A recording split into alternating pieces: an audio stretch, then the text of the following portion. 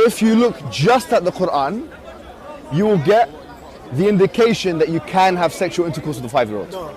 The reason why it's haram to have sexual intercourse with a 5-year-old is not found in the Quran at all.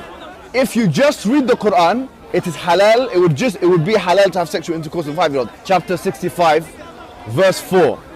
Allah subhanahu wa ta'ala tells us who you can divorce and who you cannot divorce. And then he says, وَاللَّائِ لَمْ يَحِدْنَ وَاللَّائِ لَمْ يَحِدْنَ, and the ones who had never been pubescent before. And by the way, this is very important, yeah? I want all Muslims to be aware of this.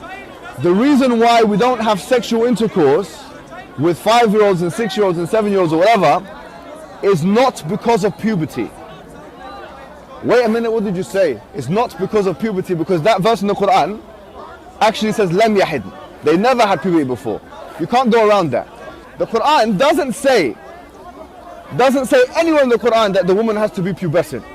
I dare you to find one verse in the Quran where it says you're not allowed to marry someone based on harm, or you're not allowed to have sexual intercourse based on harm, or you're not allowed to marry someone based on puberty. Get me one verse in the Quran which says the woman has to be pubescent. No. You know, in the Quran it says حُرِّمَتْ عَلَيْكُمْ أُمَّهَاتُكُمْ. It says you're not allowed to marry your mum.